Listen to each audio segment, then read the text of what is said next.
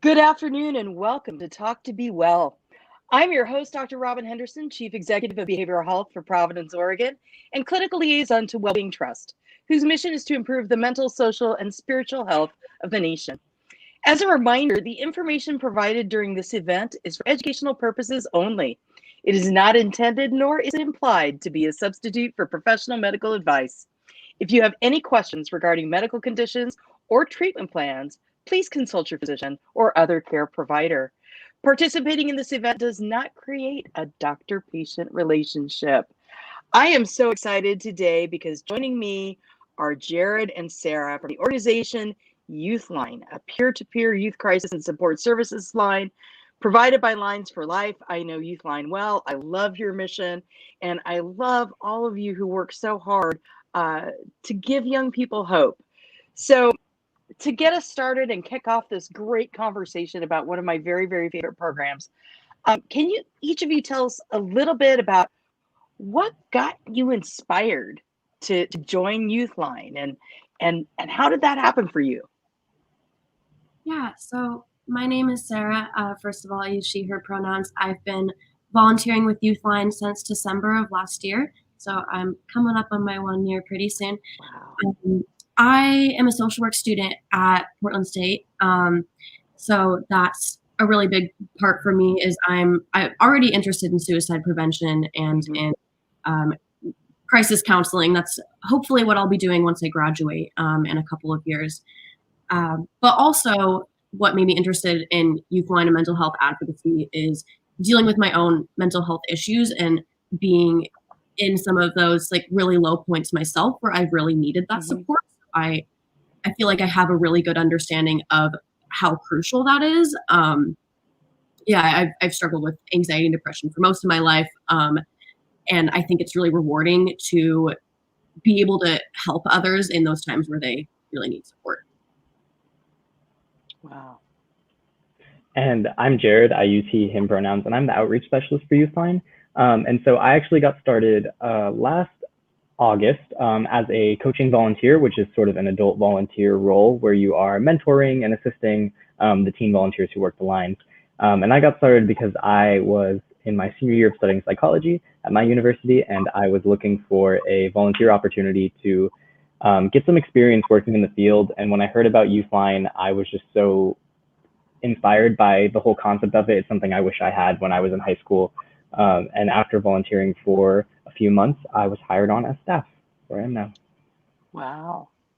So, I've talked to so many Youthline folks over the years. Is there ever a typical day in the life of a Youthline volunteer? And if so, what does that look like from each of your perspectives? Yeah. So I can't really say there's like a typical day in the life of a youthline volunteer because I think there's a lot of different avenues that you can, like in different ways that you can volunteer. So of course, everybody for starters has their weekly shift where they respond to calls, texts, and chats from youth who are in crisis, and those shifts last for about 3.5 hours every week. But we also have different ways where you can get involved. So we have firstly different committees. So we have an equity committee and a legislative committee Oh, wow. involved in different forms of mental health advocacy. I don't know a ton about the equity committee because I'm not a part of it. I was a part of the legislative committee in the past, and we met about advocating for a safe gun keeping policy, actually. Hmm. A lot to do with suicide prevention because a big part of suicide prevention is like eliminating the means. So we met about advocating for those local policies. So a day in the life could look like that. We also have, not right now because it's COVID, but Right. usually what we do is we have outreach events where we go into middle schools and high schools and we'll talk to students about, we'll give interactive lessons about suicide prevention and suicide awareness, mental health awareness, and stress management. And that's a really big part of volunteering at YouthLine as well. We also have tabling events where we hand out resources like bracelets and pamphlets so people can have our contact information. We go to like mental health walks, and of course that's all different because of COVID. But Mhm. uh, YouthLine offers a ton of different ways to uplift youth voices and to really like let us be heard, which I think is really awesome. Yeah, exactly. I think you covered that really well. And speaking to those outreach events that you were referring to, we are still doing classroom education. Obviously, it's definitely different with COVID happening and the school year just getting started, but we're going to be offering some virtual outreach so that people's virtual classrooms can have visits from us and we can teach some of the same lessons that we would be doing in person. But yeah, I think you did a great job covering that, Sarah. Well, so how, every day, every year, people go from preteen to teenager and learn that whole idea of, I need help, I'm going to reach out, but I've never reached out to YouthLine before. What can I expect the first time I call? What happens? Walk me through a phone call. Yeah, so every call is different, and you can also text or chat within our system, and a lot of people feel more comfortable and less intimidated with that because calls can be really big and scary for a lot of youth. So every call is different, but the main things that we're going to establish in a call are kind of similar. So firstly, like using active listening and hearing about what someone is going through and how they feel and why they personally called is really important, and establishing that because no one person is going to be the same. So firstly, really listening to what they're going through, and also establishing a safety plan is really, really important to us. And one of the main things that we focus on, especially for people who are having active suicidal thoughts, we're really going to focus on what we can do to keep them safe for the evening when they're in crisis.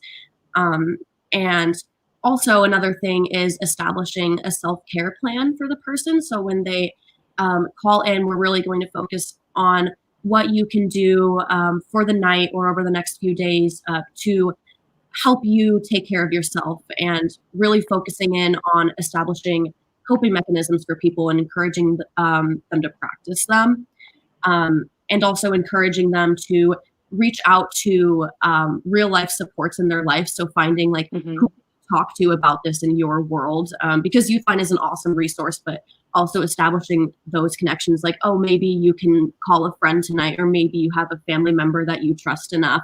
And I get that it's really scary to talk to a real life person, but you're strong and you can do this, and really encouraging that no matter what the situation.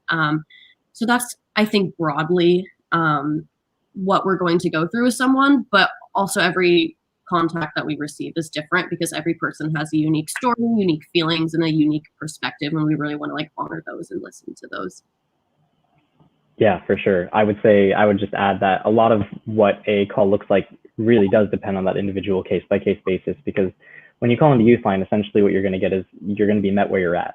And so whether the crisis you're going through is something of a really, really high acuity and something really intense, or it's a more day-to-day struggle within school or your family or relationships, the volunteer who you're speaking to is going to meet you where you're at. And ultimately that's how the call gets started. I like how you phrase that, of meeting you where you're at. You used a term, Sarah, of active listening. For our viewers who may not be familiar with that, I'm wondering if you could maybe demonstrate some active listening. Yeah, for sure. So there's different parts of active listening. Part of it is repeating back what someone said to you and summarizing that and being like, does this sound right? Is this how you feel? Validating how someone feels, asking open-ended questions, and really reflecting that back onto them, to make sure that you're understanding how they feel and that you're really getting them. Because sometimes I'll talk to someone and be like, oh, so you must be feeling kind of like this. And they're actually like, no, I don't really feel like that. I actually I'll be like, oh, you must be really upset. And they're like, well, I'm not really upset. I'm frustrated. And that correction is really important, because then now I can adjust and be like, oh, you're frustrated. This is where we're at. And I think it's that clarification that's really important. Definitely. That's a really great point. So I know this week is National Suicide Prevention Week. That's part of why we wanted to bring YouthLine on, because a big part of your mission is suicide. And how do you as YouthLine celebrate, and celebrate's probably the wrong word, but it really is an opportunity for awareness about suicide. What are the things that you as YouthLine are doing right now? I know I saw an article that the convention center is being lit up. Yeah. So as far as what we do, like specifically for Suicide Prevention Week and Suicide Prevention Month, a big part of how I've liked to think about this whole thing is that suicide prevention is sort of around the clock, 365 days a year. But like you were saying, this is just a specifically good time to highlight how we do that. So something that I've been working on a lot recently is we are doing social media campaigns with like crowdsourced responses to prompts that all have sort of underlying messages of like hope and recovery, I suppose. So we do a lot to focus on connecting with the people that keep up with us on social media and our contacts and our community, and just make sure that we're putting out things that are helping spread awareness, but also maintaining that message of hope. Yeah, I think exactly what he said. Our social media is a really big part of it, especially since youth, that's one of the main forms of how they're going to connect, is through social media. Well, there's a school of thought, or I don't even think it's a legitimate school of thought anymore, but there used to be this idea that if you talked about suicide, then that would make people suicidal. And I think we've pretty much proven that that's really not true. But why do you feel it's so important to talk about suicide with youth? Yeah, so exactly what you said. Mental health is really stigmatized, just generally. And I feel, as someone who's grown up a little bit, I feel as though it's gotten better over the years. And maybe I'm biased, but I think that mental health is really stigmatized, and it can be dangerous when we don't create that safe space for people to open up and talk about their mental health. Because when you have thoughts of suicide, talking about those things, it is really scary. And of course, someone's not going to want to be the first one to bring someone who talks about mental health and is actively checking in on people. It can be really life-saving for someone to have those conversations. And just like you said, there is a misconception that talking about suicide makes people more likely to act on their thoughts or makes people think about it more. But that's really not true. It doesn't increase the risk of suicide. It actually helps individuals feel heard and feel able to talk about how they're feeling and not feel weird about it or not feel guilty about it, I think. So yeah, I think having those conversations is really one of the main things that we can do to end that stigma. For sure. Well said. Absolutely. Well, as we look at these conversations about suicide, people are going to ask, what are the red flags that I should look at with my friends? What if I'm having a conversation with somebody and I think that they're depressed and I think they might be suicidal? What do I do? Yeah. So are you asking about like the warning signs about different things that you should look out for? Absolutely. Okay. Yeah. So really anything can be a warning sign that's out of an individual's normal behavior. So if you know someone and you're noticing that they're acting differently, like it's always worth having that conversation and asking them about it. But generally, I think if someone is acting sad or withdrawn, if they're self-isolating from their peers, if you're noticing they're not wanting to spend as much time with others, if they are engaging in substance use or like risk-taking behavior of any kind, if they are having significant changes in like their eating or sleeping, or general like well-being is off, if they're having a lot of mood swings, a lot of agitation, a lot of like acting out, or like trouble establishing connections with people, I think those are definitely something to take note of. And also saying things that like imply that they're hopeless. Like if someone says like, well, there's really no point, or something that implies that's where they're at. Just if you feel like someone is off, that's always going to be worth asking them about. Even if they say like, you're totally wrong and I'm fine, then fine. But it's always worth checking in on. Yeah, absolutely. And I would just also add to that, there are some times where you see sort of an opposite effect, right? Where people will come up with this idea or this plan in their head and all of a sudden start acting really calm and very like almost content, like it's all gonna be fine kind of thing. And so really in either direction, any of those major changes in sort of like mood and affect and how someone carries themselves and the things that they plan. Those can all be signs, really. Yeah. So, are either of you involved with the Postvention services that YouthLine offers after an event has occurred in a school? I'm not. Yeah, so I am going to be very soon. I've only been the outreach specialist for a few months now, and so I haven't been directly involved yet, but I am expecting to be. Can you talk a little bit about why postvention resources are so important? Why it's important to, if you know somebody who's had a serious attempt or has completed suicide, why is it important to talk about that within not only that individual but the community they're in as well? Yeah, so I mean, it's shown in different studies, I believe, the effects that a completed successful suicide attempt can have on a community, and just sort of the ripple effects of that for the community's mental health. And I think stepping in to, again, destigmatize those preventative conversations is a really important step in postvention, if that makes sense. So it's sort of acknowledging what has occurred, giving people the space to feel everything that they're going to feel, and validating all those things, while also working to destigmatize those conversations. Because I know that's some of the most important work that you do, helping schools and communities recover from a suicide event or from a serious attempt, and helping people learn how you get back to what is that new normal. Have your call lines experienced any major changes really since the onset of COVID-19? I know that's the current conversation we all talk about. What'd that do to you? So I'm not sure about our actual call volume. I feel like just working my usual shifts, I feel like it's been busier, and there's been a couple shifts where we've broken like the contact records. We've had more contacts than we've ever had before. I don't know if the call volume's actually higher, so maybe Jared can speak to that a little bit. Yeah, I would say so. In general, it's hard to tell, right?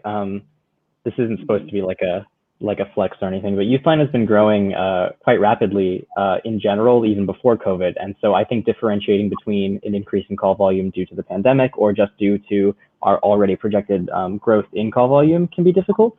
But what I've heard from multiple people more specifically is just that the subject matter of calls has definitely changed.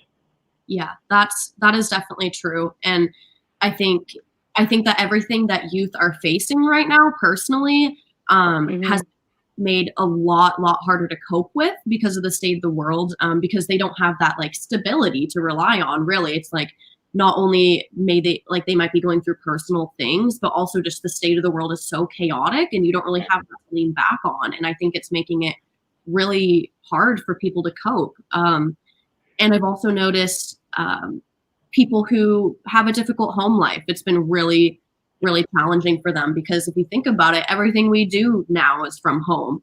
So you think about those kids who don't feel like they have a safe, comfortable environment at home, and that's really challenging. So I think we get a lot of contacts about that.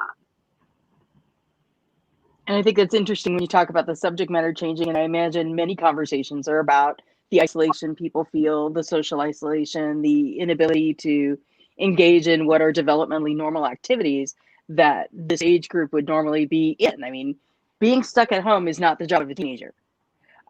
You're supposed to be out developing all kinds of different social networks. And we're now saying all those social network development is going to occur online, which 6 months ago, mind you, we told you was bad, right? Yeah. 6 months ago, the general message was screen time bad, get off social media, go, outside, hang out with your friends and do this. And then all of a sudden we're like, spend 8 hours a day on this computer and engage in Zoom calls because that's what's good for you. That's got to be a little bit of a different transition in how you message things. Because I know you talk a lot about social media, especially as it relates to online bullying. Have you seen more online bullying in the work that you're doing these days? More calls about that, or is that leveling out a little bit differently? I wouldn't say it's an increase in online bullying, like, or at least I mean, I don't know about actual online bullying, but like not really an increase in people that have reached out about it, more so just like social conflicts that have all happened online, because now everything is online. So it's like, well, I got into a text argument with my best friend and now I'm heartbroken or something like that. Or and also people having a harder time establishing like social connections and supports, because they're like, it's not like they can just go over to a friend's house. They're like, well, yeah, I could call a friend, but I don't know if it would help. And just a lot of social disconnection and how that affects their coping. If that makes sense. Yeah. Because I think that's one of those pieces in there. Then layer on top of that, are you getting a lot of calls related to the social justice movements and racial equity and people who are struggling with issues of diversity, equity, and inclusion? Oh yeah, absolutely. Yeah. And I think, and not even personal issues, like not even specifics, but people just reach out and like, I'm really overwhelmed by this. Just like generally. I know my go-to canned advice is, please turn off your television set for a while. And perhaps tonight is a good board game night, because it is very, very overwhelming. And now we're going to layer wildfires on top of that to the stress bucket. So what is your go-to stress reduction exercise that you use on the phone? That I personally use? Yeah, what's your go-to? I like cooking a lot. I feel like sometimes I just make like late night cookies to cope. But I really like meditation, like trying to get my mind to slow down.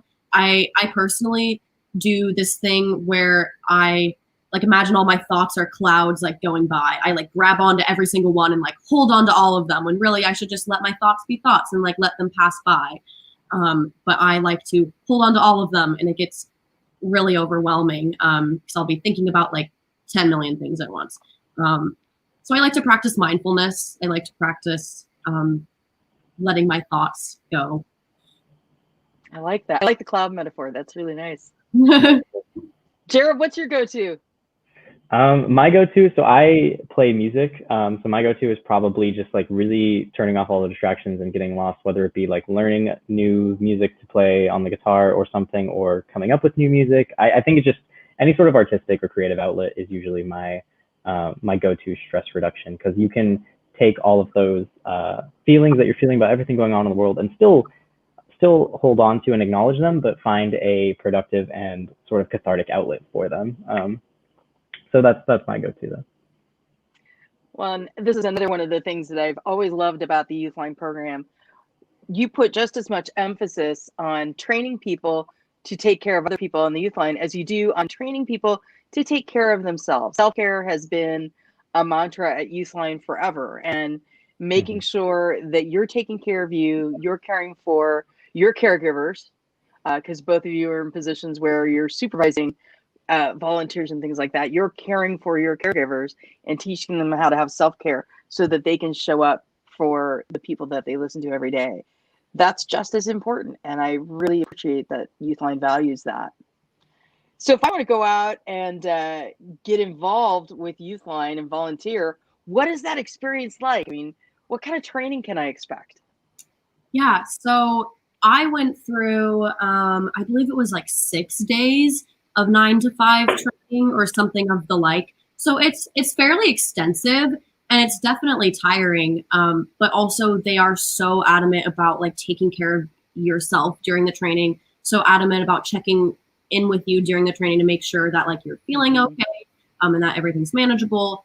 But you have that general like learning about how to use your active listening skills, how to support people, how to like effectively develop a safety plan for people during those 6 or so days. And then you also have like shifts where you shadow people, and shifts where you do like role play phone calls to like prepare yourself. So you'll talk to like staff workers before you'll talk to actual people on the lines.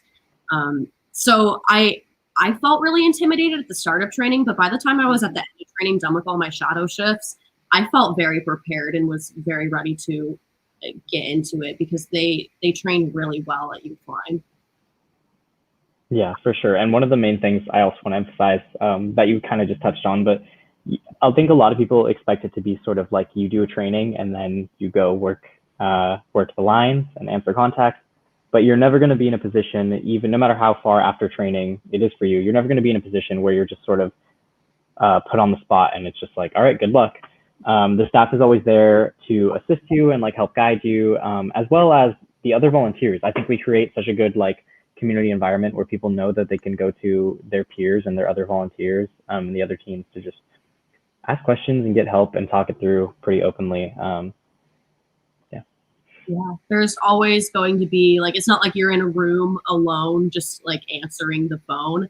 There's always going to be like a trained adult who's there to guide you and be like, hey, this person looks very high acuity, I think you should do this, and really help with guiding you. So you're really, even after the training, they encourage you to, like take charge as much as you can, but also they're there to support you the entire way and help you. No, I appreciate that. I did see online that you had on your Facebook page, you moved into new space. I had visited the old space before. It was not that big. How's your new space? It's great. It's fantastic. Yeah, it's wonderful. We have so much room for snacks. The cheesy poofs are a big part of life at YouthLine. I do remember those very large bins of snackage, which is very important in self-care. Hey, I want to check in and see, have either of you ever been involved with the American Foundation for Suicide Prevention's Out of the Darkness Walk? I part of NAMI walks. I raised, let's see, not this year. A couple years ago, I raised funds and was like a team captain of one of those walks. Oh, nice. Yeah, it was really neat.